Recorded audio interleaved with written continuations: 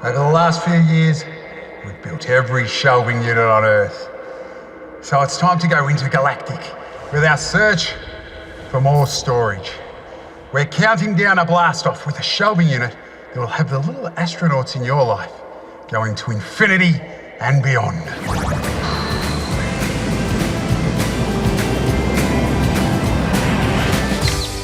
It all starts with a sheet of 17mm plywood. It's 1200 wide by 2.4 metres high. I've just ripped them into 3 sections, so you end up with 400 pieces. The first thing I'm going to do is mark out the shape of my rocket ship.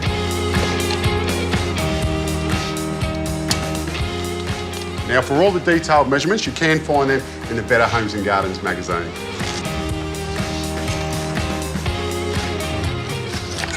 I think that's looking like a rocket ship. Now, I'll use a circular saw to cut the straight lines and a jigsaw to cut the curves.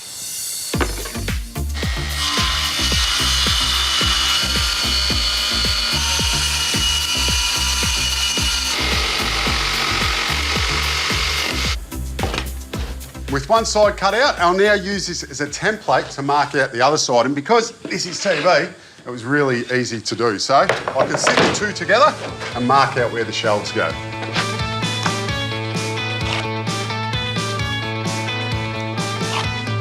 I'm now going to pre-drill my holes, and I'm doing it together. That way it transfers the holes through to the next sheet.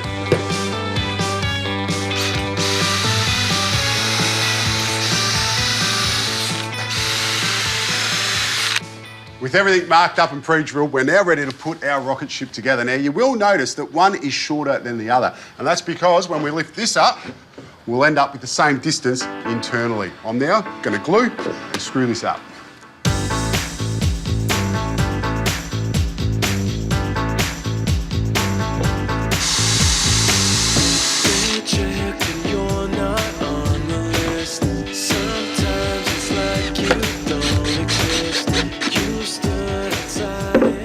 How cool is this rocket ship looking? Now we can get onto the shelves, but we don't want to have them square. We need to keep this round look going. So for that, I'm going to measure exactly where each shelf goes. That becomes the radius. I transfer that onto the board.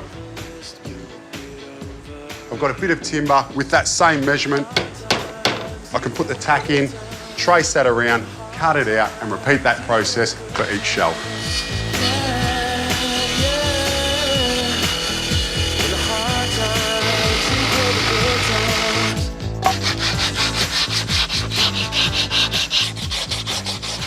I'm just sanding off the rough edges. Once that's complete, we can fix our shelves in place just with some glue and screws.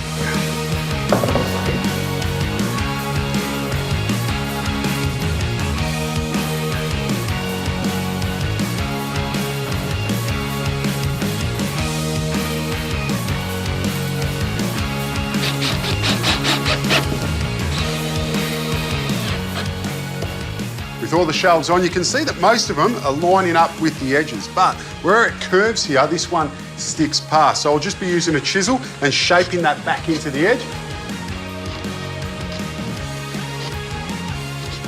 Then I'll be giving the whole lot a lick of paint.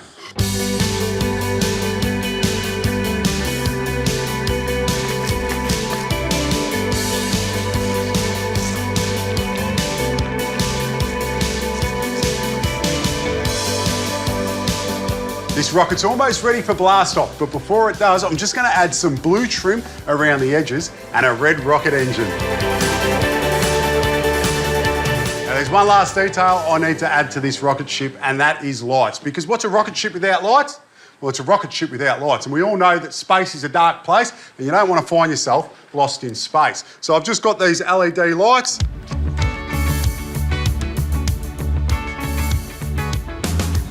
And then for the back, I'll just be adding some strip lighting. It's self-adhesive, so it's a matter of just peeling and sticking on.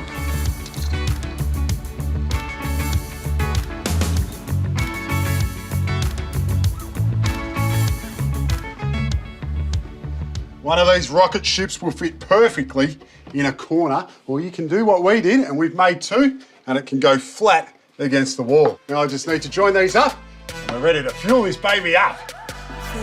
So hard and easily, I know that you ain't good for me, but all right, So the practice launch was successful. Now I've got my little junior astronaut, Finn, here. We're ready for the main launch. Now, Finn, you ready to go up into space with me? Yeah? Do you like the rocket? It looks nice, doesn't it? What do you reckon? Should we do a countdown? Yeah? Okay, high fives before we do it. Good work. And in 5, 4, 3, 2, and you'll have to come back next week to see if the launch was successful. Good work, mate.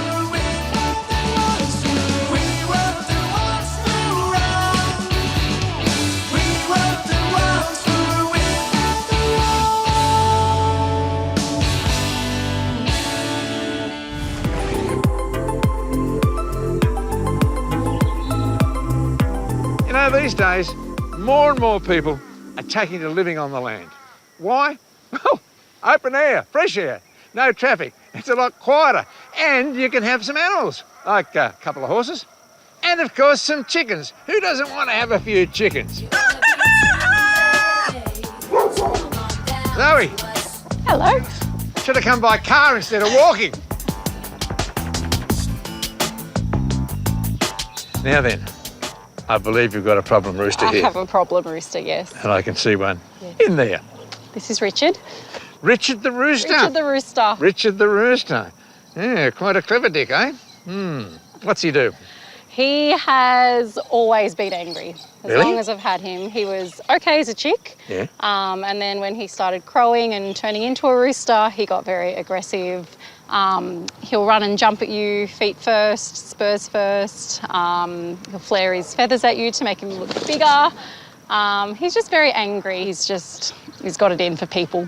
So if you go in there to, say, get some eggs off that little box at the back there, Yeah. okay, do you have to take that in with you? Yep, every time. The one time I didn't have it, he put a hole in my ankle, couldn't walk for 3 days.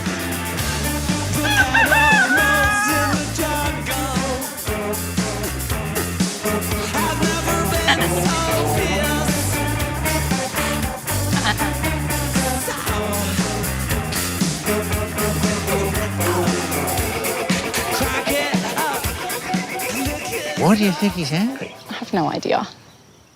Well, that's an honest answer. No, we're dealing with a chook brain, which is fairly minuscule, pretty small, okay? Well, he's got fairly long spurs, hasn't he? He does. We cannot catch him to get them cut down. I've booked him in for vet appointments. I can't catch him to physically take him to the appointment to have them chopped off. Okay, so my concern is that people don't realise how much damage those spurs do until they've been got by one. So what I'm going to do is I'm going to put my hat on the end of a broom Okay. and I'm going to see exactly what he does. Cobras have been used for many things, but never for this, I'm sure. So, old girl, good luck.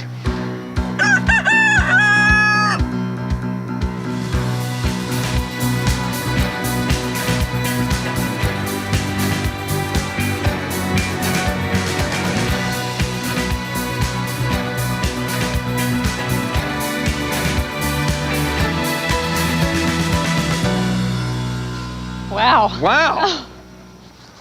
Cop that. One big hole just there on the side, another one here, and 2 smaller ones at the back. One there, and a little tiny one just there. But imagine if that was my leg, straight through those gumboots and straight into my flesh. Not a good look, and a pretty painful feel. Okay, to do something about the spurs, Yep. we have to first of all catch him, okay? So is Richard a smart dick or was he a We'll dumb find klutz? out. Anyhow, this is your best technique. It's a good quality fishing net. Yep. So the question is my insurance up to date? I hope so. I hope so too. Wish me luck. Good luck.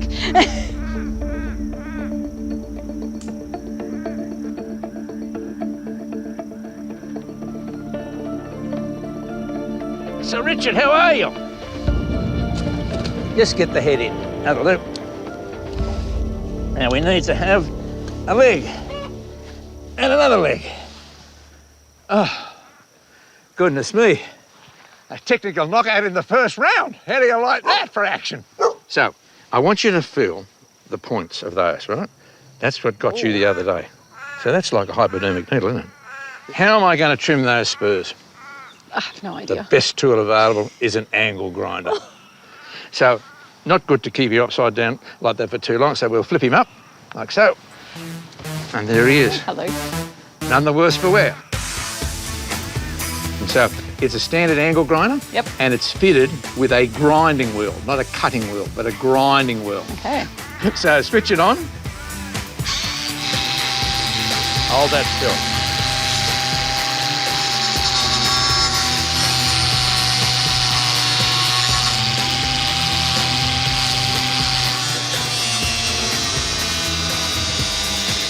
Well, there we go.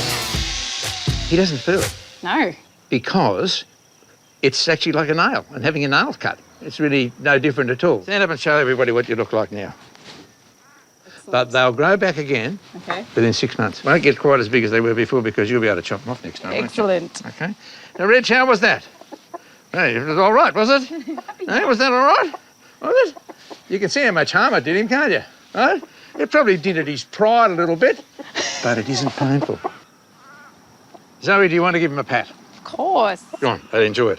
Pat on the back of the neck and all the way down over the base of the tail, they enjoy that. I think that's pretty good gear.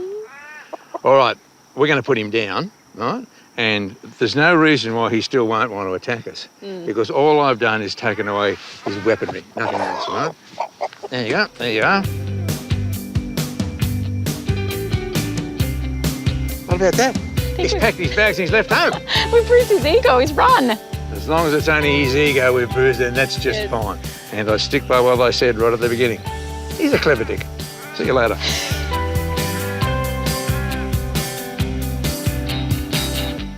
Like most of you, I grew up with apricot chicken for dinner. To be honest, it wasn't my favourite meal of the week, but it's all right.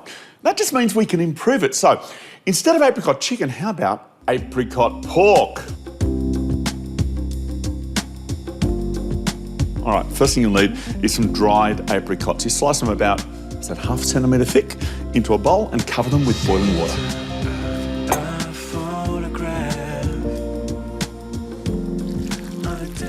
They're going to need to sit for at least 20 minutes or so they plump up beautifully. So the apricot's good, but what about the pork? The best way to save some money with pork is to use 4/4 chops. So we'll start with some seasoning, a chipotle style one because it's kind of a cool flavour, and a little bit of flour. And then that needs to set aside as well. The seasoning's going to get into the meat while the flour will form a bit of a crust. A couple of onions, and some celery. Oh, and by the way, with the celery, don't throw away the leaves. You can chuck them in as well. I mean, we don't want to waste anything. We're saving money, right? And some garlic because, well, of course. At this point, you've got your pork done and you've got your veggies done, and they both need to get cooked. Got a nice heavy skillet on the stove here. These need to be softened and the pork needs to get brown.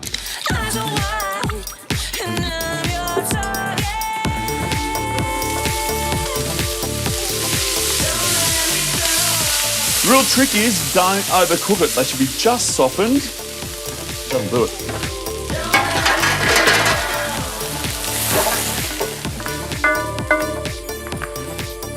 For the pork, you probably will want an extra splash of oil though.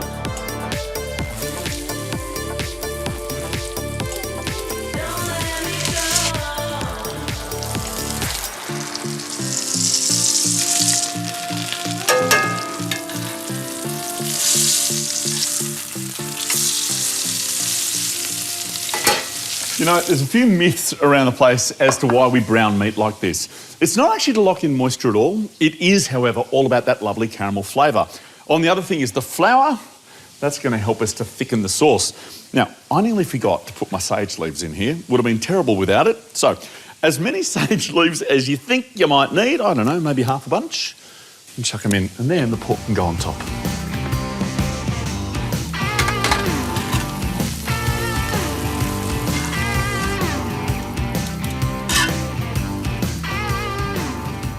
Well, I feel pretty confident that my pork obligations are well and truly taken care of.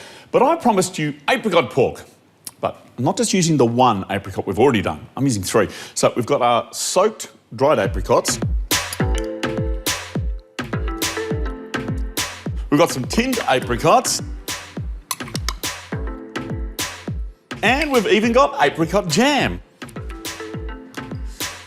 All right, just one more little bit of jam. It's good, isn't it? We're also going to need some liquids. Chicken stock, white wine. You can use either or both just to cover the pork chops. And then you need to cover it in order to bake it. Let me show you something. A lot of people, me included, use baking paper, but if you use it like this, it's going to fly off the top. So you want to wet it down, give it a good scrunch, and then you can cook like a pro. As for cooking it, I've got the oven set to 160 and it's going to need about 20 minutes. And then take the paper off and give it another 20 minutes or so. After that, there is literally just one more ingredient that I want to add because it really turns it into something special.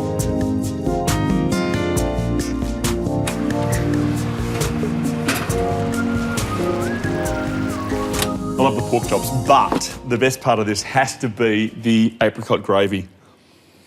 Man, that is amazing. I promised you one extra ingredient. Tamari almonds, they're salty and sweet and umami all at once. I'm just going to chop some of those through and chuck them in.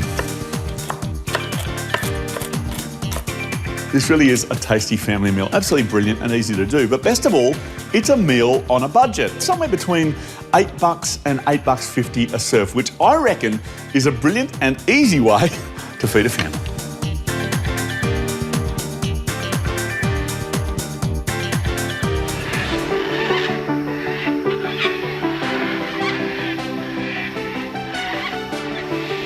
Of all the plants you can have in your garden, citrus is an absolute classic, and there's no wonder why. They look good, they smell good, but even better, they taste delicious. But there is so much more to citrus than the gnarly old lemon in the back of your nana's garden. You're making it easy to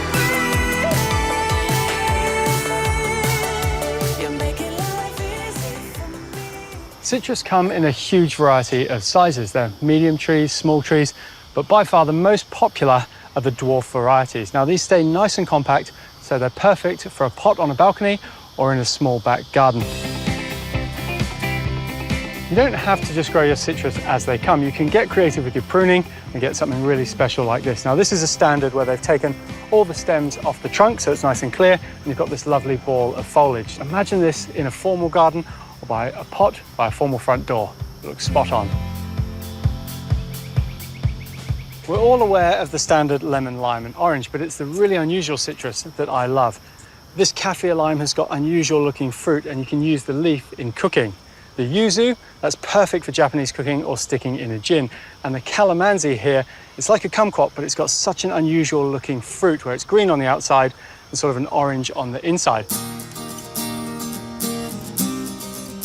Mark, how are you? Good, mate. Jolly good, mate. This nursery looks incredible. All of your citrus are in perfect health. Perfect time of the year for citrus. What tips do you have for growing citrus? Big one, sunlight. No one ever plants them in enough sun. So full sun, good drainage and feed them. Fertilise them often is the way to go. Okay, so now Graham is always banging on about taking the flowers off a new citrus when you plant it. Is he right? What? He's 100% right. Of course he is. So this little tree, Yep. you can see it's got 3-4 pieces of fruit on it and it's sucking all the energy out of the growth and the poor little tree's not growing.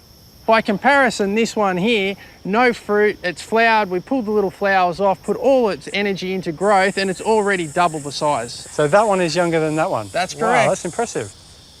So these are dwarf stock, which means they stay small. Yes. How does that happen?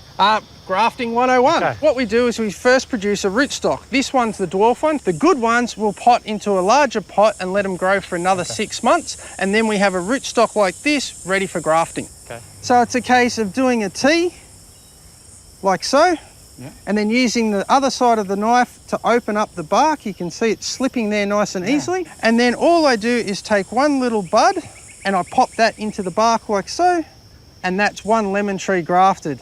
We then tie it up with some tape and then we leave it for 3 or 4 weeks and then we'll come back and take this tape off and see if it's alive. Okay. Now, I've got one that I prepared earlier. And you can see I've already cut the top off here and you can see the buds shooting away. Now it's important that I take off all these side shoots or suckers, which they're the rootstock. And then we have the main growing branch that comes up, which is your lemon tree. So how long does it take to get from, seed to this? 2.5 years at least, sometimes 3. So it's a really long-term crop. And it's fascinating to think that all of this foliage came from that one tiny bud. All the information this plant needs is in that tiny Is that bud. one little bud. And this one stick alone, I can produce 10 to say 12 lemon trees from that alone.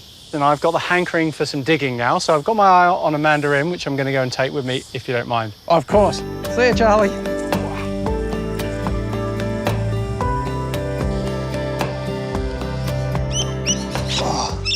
And this is the spot where my new mandarin is going to go. Now, number one thing you need, like Mark said, lots and lots of sun, and this is the perfect spot. I know I'm English and I complain about the heat a lot, but this is a really hot spot. We've got succulents doing well, we've got salvia doing well, we've even got gaura doing well, so we know it gets plenty of sun. Now, when it comes to digging the hole, you want that to be at least twice as wide as the root ball. The wider, the better. That allows the roots to get out and the plant to establish quickly, and you'll get better growth. But when you're digging your hole, it's better to make it slightly shallow rather than too deep. That way, you're not going to get rotten roots.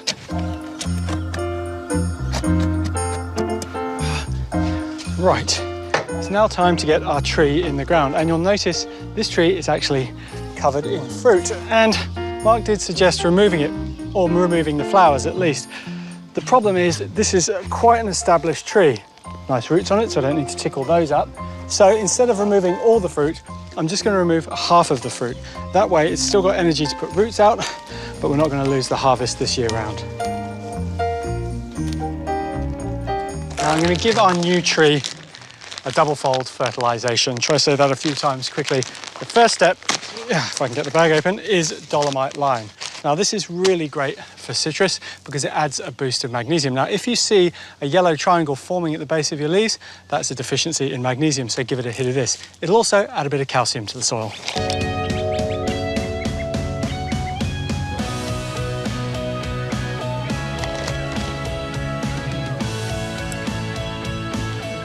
The next part of fertilising my tree is this. This is Rich Grow Black Marvel Fruit and Citrus Liquid Food. Now, liquid is fantastic because it's easily absorbed by the leaves, but then any excess hits the ground and gets taken up by the roots. This is high in nitrogen and iron, which gives you lovely glossy green leaves. It's also got potash, which means you get big juicy fruit.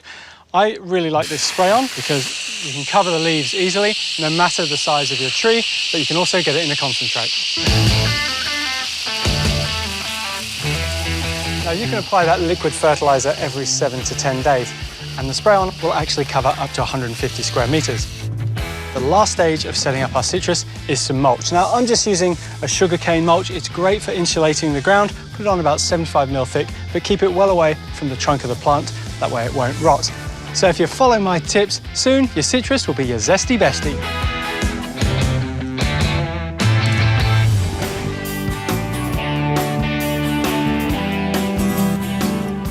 You know, the 1800s were certainly boom times in Australia, particularly in our rural areas, as we moved out into the countryside and opened it up, especially with farming. But you know, as you drive around Australia today, you still catch glimpses of grand Georgian manor houses just like this one. This is Prospect Villa, a magnificent place overlooking the historic town of Hamilton, and we're about an hour's drive west of Hobart. And this magnificent home was built in 1824, and it's been lovingly restored and stunningly maintained over the years. But you know, it's the garden that surrounds the house that's a true work of art.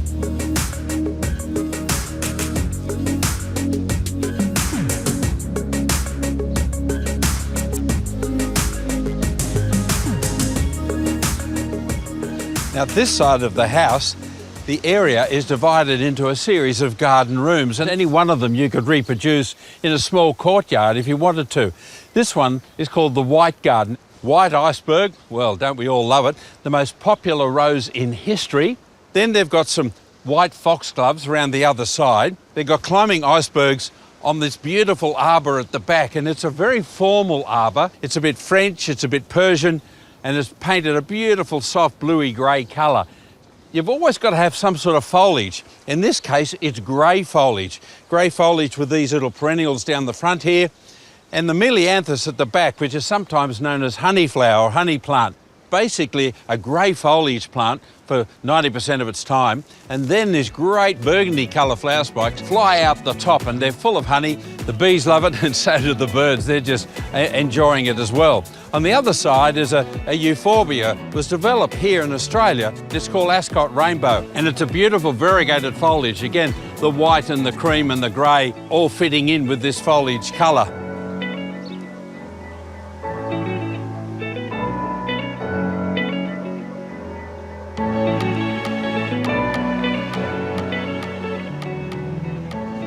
If you ever wonder why I love visiting gardens like this or creating and working in my own garden, this is it. It just makes your heart sing, puts a smile on your face. This is the real cottage garden.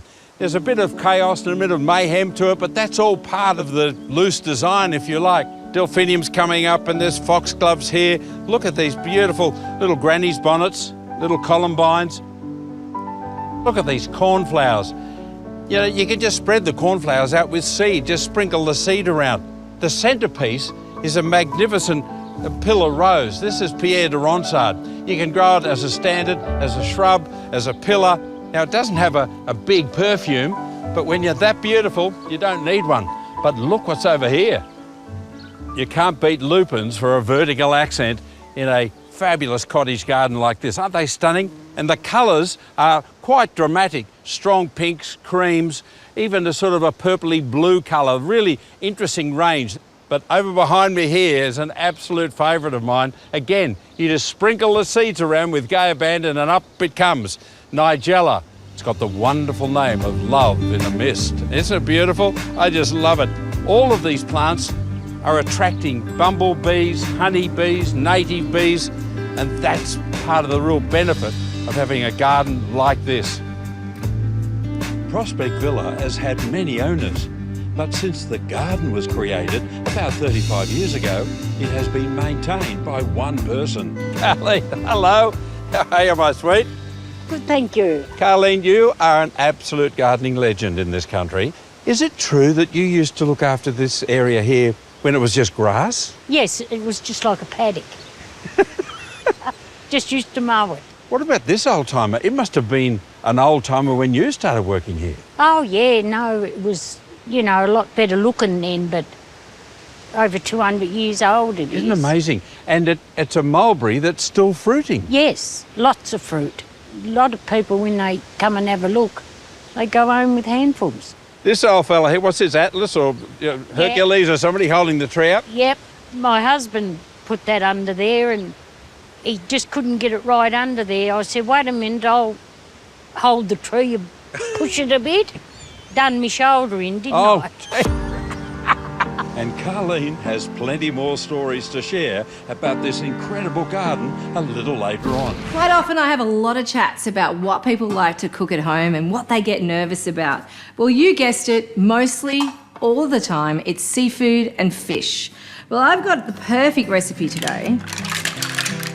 That is foolproof. It's a perfect dish for any time you are having friends and family over. It's my caper, lemon, fennel fish and mussels cooked in paper. Mussels are super simple to cook. I've just steamed them in some white wine for about 30 seconds, just until the shells pop open.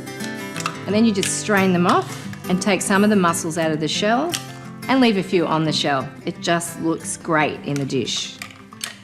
And as I'm picking the mussels out, I'm just having a quick look inside them just to make sure there's not that little bit of, or tether of seaweed. If there is, like this one, you just pull it out like that. They're not so pleasant to eat. That's the mussels done, so let's talk fish. I'm using some blue eye fillets here. They're about 180 grams each. I've left the skin on. You could use salmon, ocean trout, kingfish, any rich, sort of oily, thick, flaked fish. A little bit of oil and lots of salt on the skin is the perfect way to sear fish like this. Don't throw the oil in the pan. The oil needs to go on the seafood itself, and then you pop this into a hot, dry pan on the stove.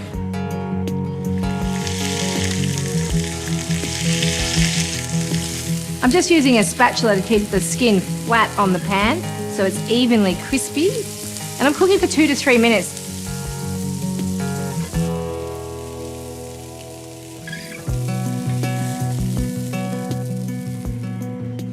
Now you can see that the skin is really crispy, but we've also kick-started the cooking of the fish. So that's beautifully seared. I have 2 pieces of paper here, and you guessed it, we're gonna wrap the fish in the paper. It keeps it perfectly succulent. But before I put the fish in, we're gonna add some flavors. Now I'm using some kipfler potato. Now these have just been boiled and sliced. I've even left the skin on. Also some cooked fennel. Now these fennel bowls were just boiled whole in some salted water for about 10 minutes. Let's grab some of those mussels that I steamed open earlier. If they're not your thing, you could do it without the mussels, or you could also do it with some crab meat. And I'm leaving a shell or 2 in there as well because it looks really good. It presents beautifully. Then pop the fish on, and then we're going to add some lemon. I've also got some capers, totally optional by the way, and some black pepper,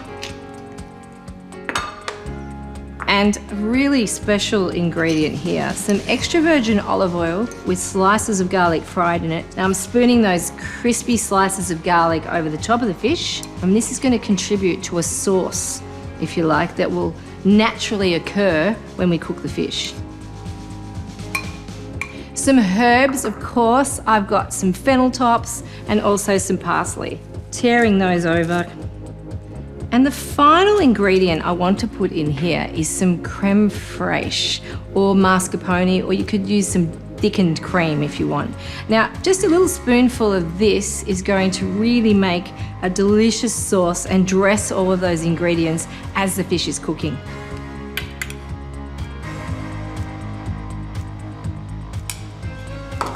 Okay, now my favourite bit is to seal the fish really well. Now to do that and to create a foolproof seal on the paper, I've just got some egg white.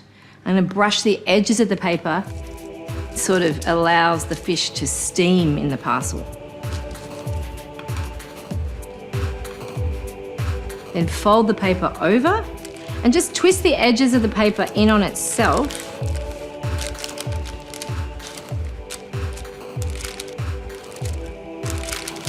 Once your parcel's sealed, just pop it onto a flat, heavy tray, and we'll do the next piece of fish.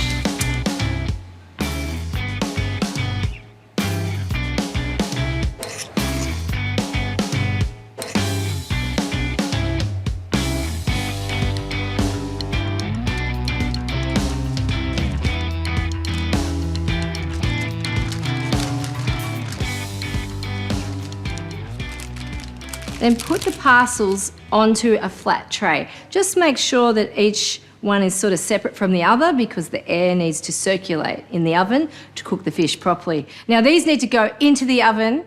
I've preheated it at 230 degrees. I'm going to cook them for 12 minutes. Look, I've really taken the stress out of cooking fish. The time has just gone off and the parcels are ready. Oh. And you can tell they're ready because look how puffed they are. So good. So we wait about a minute. Now you're still cooking the fish at this stage. It's the resting stage. It's really important and the secret to deliciously tender, unctuous fish. Once that time's up, pop the fish onto the plates and literally take it to the table. And as a bit of a novelty, you can hand the scissors around for your guests to cut the parcel open. So let's do that. Leaving the paper on the plate is quite okay. That's the whole idea. There are so many juices caught in the bottom under the fish, soaking into those kipfler potatoes. The mussels are tender. This method is so foolproof. I know you're going to nail it and you will really love it. It's truly delicious. Say my name, I'll bring the light. Candles are one of my favourite interior design tricks. If you think about it, most stylish homes you go into have them dotted around everywhere, from the coffee table to the bathroom. But they can be pretty expensive, so I'm going to show you how you can make your own beautiful candles at home. They make perfect gifts, and you never know, it might just ignite a spark in you for your favourite new hobby. The first thing you're going to need are some containers to put your wax in, and this is a brilliant way to reuse things at home that might be stuck in the back of the cupboard, like little crystal bowls like this. Whatever you're using, you just need to make sure that it's heat resistant. I'm using soy wax flakes, which you can pick up easily online or in craft stores, and it's generally considered a bit healthier than paraffin wax. It's also cheaper. Now, to melt the wax, I've got some water in a rice cooker and a jug. You could also do this over the stove, but I wouldn't recommend using the microwave because you can't control the temperature as well. So you just want to pop your wax flakes into the jug. Once they're in, you can put it back into the hot water and they'll start melting. While my wax is melting, I'm going to prepare the ramekin. Now, you can get these wicks online, and to hold it in place, you can get these little stickers, but I prefer just to dip the end into the hot wax, and that way it just stays in place in the bottom. Then you can take a paddle pop stick with a hole in the centre, thread that through. What that will do is hold the wick straight. Just before you go to put the hot wax in your container, you want to just warm it up a little bit, and a hairdryer is the perfect way to do that. And then as your wax sets, it won't pull away from the edges of the container.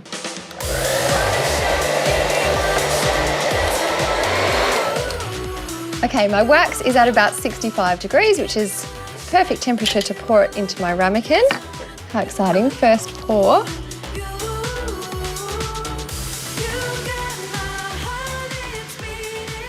I'm just going to pop it aside for it to set. I'm going to get on to making my next candle. How sweet is this little vintage milk jug? I love its little lid, and I think it's going to be perfect for my next candle. For this one, I'm going to add in some fragrance. You can use essential oils, or you can use these special candle fragrances, which is what I'm going to do. You need about 6% of the total volume of the candle, which for me is about 1 pipette's full, and you want to make sure that your wax is at about 80 to 85 degrees, because that is the optimal temperature for the fragrance to blend into the wax properly. And once that's done, you can remove it from the heat so you can then pour it into your jar. I used orange and grapefruit scent in this one, and it smells amazing, just like a day spa. This next idea you can get super creative with. I'm going to show you how to create a double-walled candle. And you can use coffee beans or dried flowers like this lavender to decorate around the outside of your mason jar. You'll also need a shot glass for inside, and the first thing you need to do is start to fill up the base of your larger vessel. You see this a lot on social media where people use flowers in candles, but they can be really flammable. So this is why this works really well, because it's much safer having the little shot glass inside for your candle to sit in.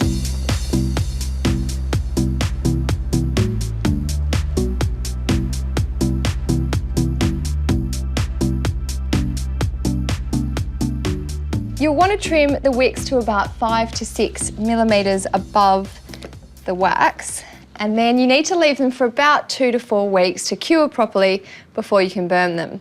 There are so many ways that you can package these up to give them as gifts. Remember, this one was the orange and grapefruit scented. Well, I've got this box here with some dried oranges, but it could be as simple as popping a small candle into a jewellery bag, even a brown paper bag with some hessian on the front. If you wanted to add a label, you could do something simple like this with some cardboard and, keeping in theme, a wax stamp, and that just goes around the neck of the jar. And best of all, because this is a mason jar and it has a lid, when you pop that on, you're not going to lose any of those coffee beans inside.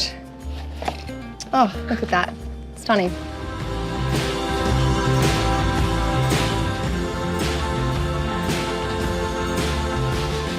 Candles are a fantastic accessory to not only elevate your home, but make it smell awesome too. And we've reused all these containers that were just sitting in the back of the cupboard.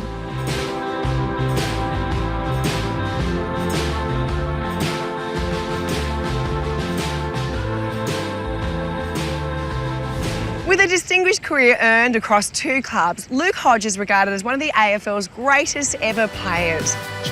Most experienced player on the ground. Luke retired at the end of his 2019 season with the Brisbane Lions after almost 2 decades in the AFL. 15 guys! Hodge farewell to one of the greats of the game. He earned the nickname The General for his leadership skills on and off the field. It just meant he closed one chapter of what's already been an incredibly stellar career.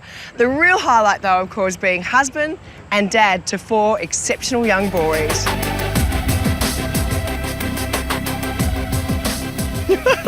Look at you, Luke Hodge, you've still got it.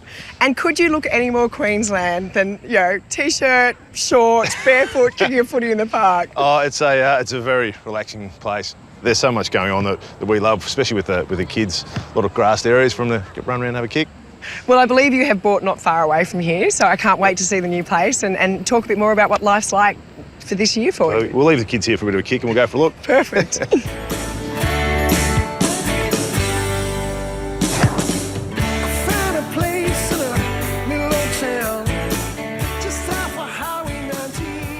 Come through.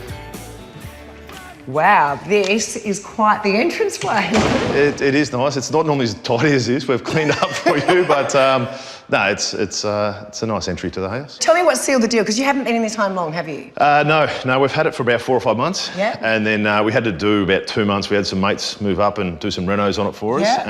And we're slowly getting things put away. We've got junk everywhere, but Oh, we try to tidy it up for you. I can really see a lot of junk. There's like no junk anywhere. I'll show you throughout the house.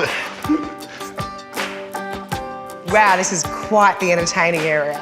Yeah, I think this was definitely appealing when we first walked in. Not the high ceilings, even though we're missing a couple of lights. That I think we're the same as everyone else. We ordered them about 2 months ago and they've just arrived, so they're actually sitting in the shed at the moment. But as far as the other stuff, we've got the cinema in there for the kids. And then I've got my office at the front and a few other entertaining areas outside with the barbecue out there for, I guess, nice summer night.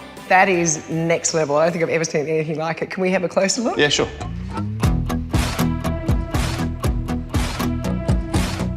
That is such a great space. Yeah, it's something that the kids spend so much time out there, from playing basketball, having a kick of footy, playing cricket. Even Tanner with his scooter goes up and down the side, tries to get in the road of the kids. So, and with how early the sun gets up here, they're out there from morning to night, which is great. Oh, it's honestly, you have created the ultimate playground for, I was going to say the kids, but I think it's actually everyone of all ages. Yeah, with my family coming up, there was a lot of 3v3, 4v4 with adults on the kids. But I said, we've got 4 boys. If they're going to fight, they might as well do it on the basketball court and have a bit of fun. One thing I have noticed, though, when you walk through the house, both indoors and out, there's no memorabilia.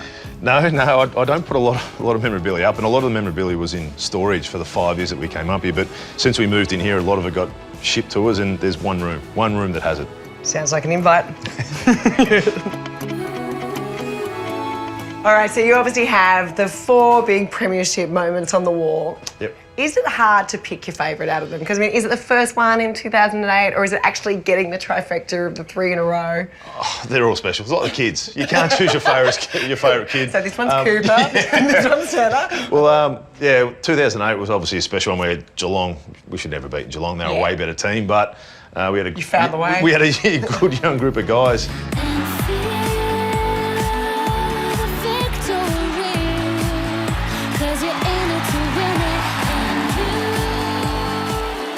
And the other special one's probably, for a personal reason with a family, is 214. Hodge will kick a second. He does. The captain kicks the 10th. For one, it was against Sydney, who beat us at 212. Buddy Franklin left us and to go to Sydney. There was a lot of bad blood from your supporters. Yeah, I gave Bud a kiss that day on the grand final. And also it was my 250th, so I got to run through pre-game through the banner with Coopy and Chase. Yeah, they're all special and all have really, really good memories. The ball up there, the General, I mean, that was your name. You were known as the General on the field and off the field and renowned for how you actually conducted yourself through a very long career. I mean, was that something that you were conscious of right from the start, or like who instilled that? Because some of it's common sense, but some of it is actually genuine leadership skills. Yeah, I think it was more when I went to half back, where I think I do a lot of pointing, so it looked like I didn't really run and chase. I was more telling people to pick up my man. So I think it sort of came from that, and I was able to direct teammates from behind the football. And when we talk about what's next, I mean, you actually have been doing it for quite some time. I mean, you have moved fully into the AFL commentary. How has that transition into media? Because you always fronted the media as captain and as a player and all those big moments, but is it different when you're actually behind the microphone? Obviously, football's a lot more enjoyable because you're out there, you can make a difference. I know there's games that I watch, obviously with the Lions, you still sort of hope the players do well, so you're trying not to be too biased, even though every person out there via social media reckons you're too biased, either Hawthorn or the Lions. But look, it's still been able to, I guess, be a part of a game that I really love. The winner of the Norm Smith Medal from Hawthorn.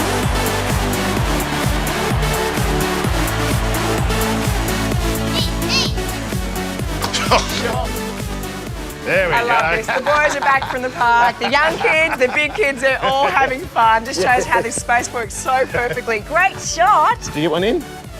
Yeah. Are you ready for dinner? You hungry? Yeah, I think if you're hungry, it's a perfect way to end our story. Do you want to look down the camera and say bye? Good boy. Thanks, boys. It was awesome. We've been looking around the incredible garden of Prospect Villa in Tasmania.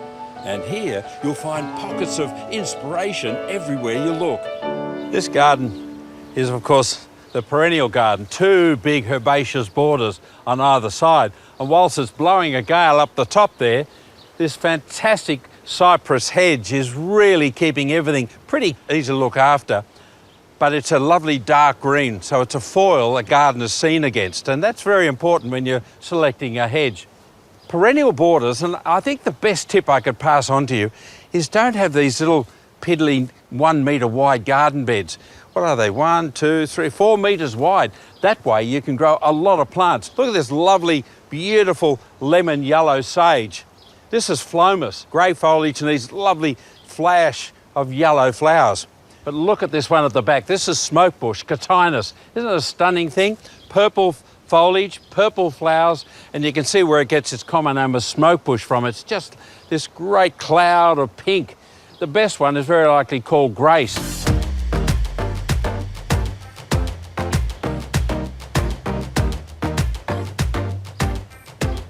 On the other side, of course, we've got this great mass of yellow, which is really bright, tall roses. And there's lots of really good yellow roses. Be careful, the yellows are very susceptible to black spots, so go for really strong, vigorous, disease-free yellow roses. But look at the peonies, you know, aren't they stunning? You know, there's a lot of talk we can't grow peonies except if you're in really a cold climate like Tassie or Victoria. But now with the ITOH peonies, you can grow them in much warmer, temperate regions. They take a while to build up. They like a lot of lime, and that's the result. Brilliant.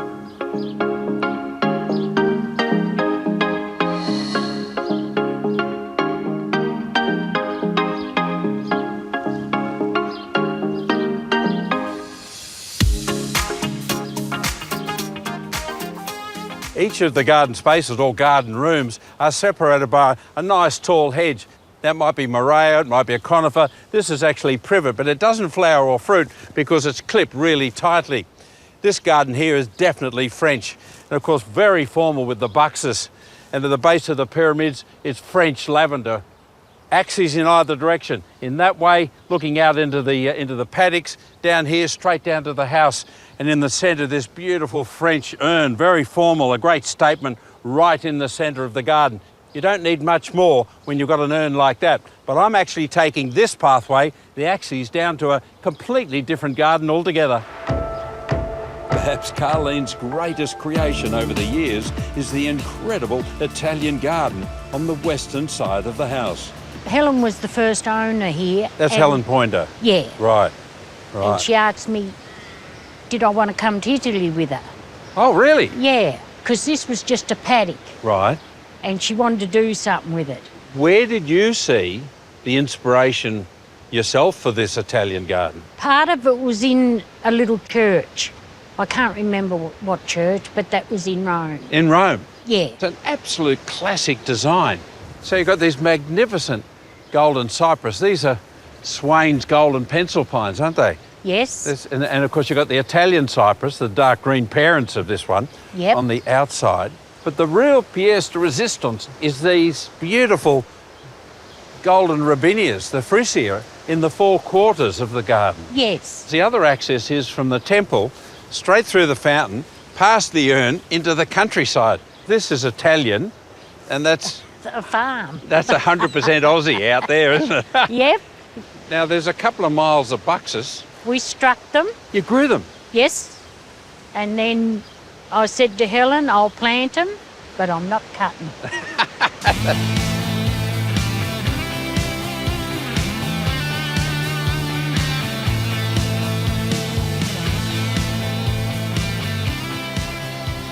Now, Carleen, you've been working in this garden for decades and decades, and they tell me you've never had a chance to sit down. No, and that's true. And now's the time To sit. to sit. And be waited on. And the house inside is beautifully decorated and well looked after. They've done a good job. A bit like a time capsule. That's a great era of Australia that's been captured here. Yep.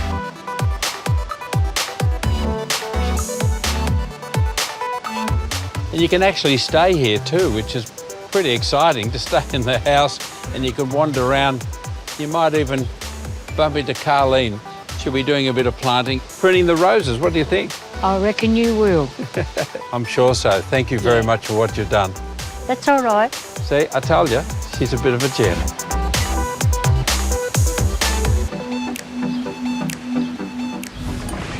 One of the nicest things about being a pastry chef, other than the ability to make a lot of friends, is that you can do cool food for very little money. I mean, half a dozen eggs, a little bit of flour, a little bit of sugar. It doesn't amount to much, but the thing you create is brilliant. So I'm going to show you a variation on a classic thing. It's called a Victoria sponge. But this time we're sort of mixing it up with a strawberry shortcake. It is a delicious malt and golden syrup sponge. The one thing you will note about making this cake is that prep really does matter. You do need to get your bits and pieces in place before you start doing anything. So, we're going to start with some flour. Measuring, yes, it matters. You need 100 grams of flour, which, by the way, is exactly 2/3 of a cup.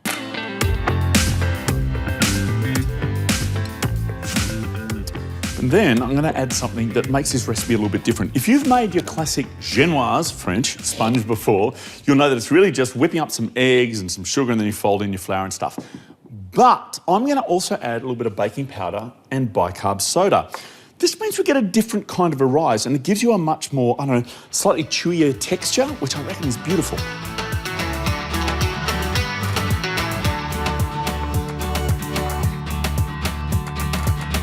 There is one more dry ingredient I want to put in there, and to be honest, I don't bake with this very much, but I absolutely love it. Do you ever have malted milk just before you go to bed? It's amazing, and it's great in the cake too. I've found that around 35 grams, which is about 1/3 of a cup, works really, really well. The other thing you do need to do is sift this really well. It makes all the difference.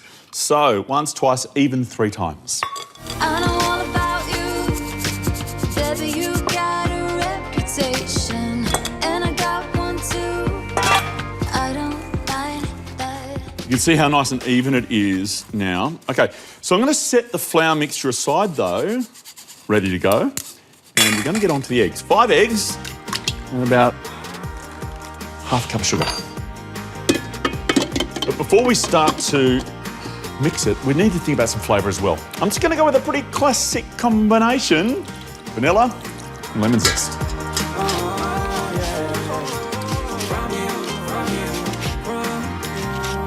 At this point, we need to mix it on high speed.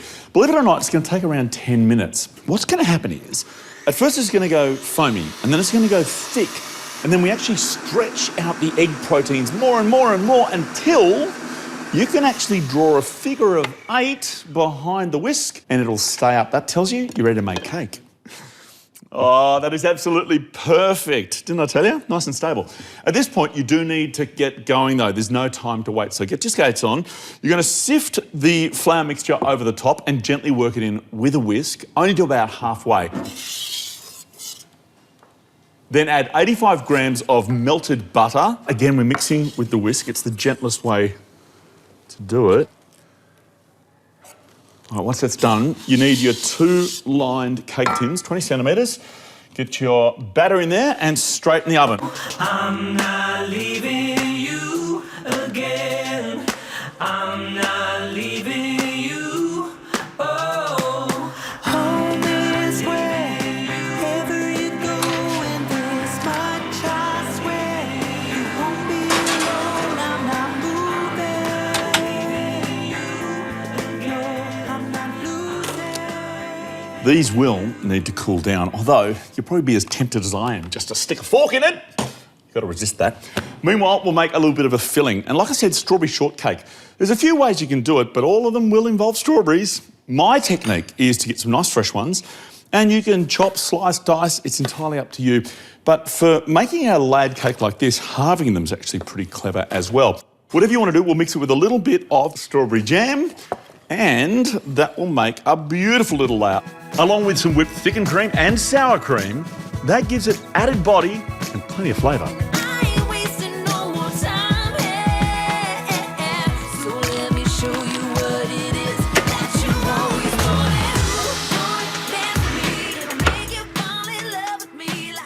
Put the cake together, you'll start with some golden syrup. Warmed up lightly, it's soaked into the cake a little bit better. Bit of a drizzle onto both cakes. And then some whipped cream on the bottom one. Then your strawberries, a little more cream, and the top cake upside down. The very final bit is a little bit of a dusting. You're probably thinking icing sugar, and you'd be halfway there. If you go to your local supermarket in the health food aisle or to your health food store, you'll find this. It's beetroot powder. Mix it with the icing sugar, dust it over the top. Oh, spectacular. One last thing though, it's really red. Well, pinky red, so here's an unusual garnish, just a few little thyme sprigs. Oh, for around an hour of your time, including baking, this little masterpiece can be on your afternoon tea table.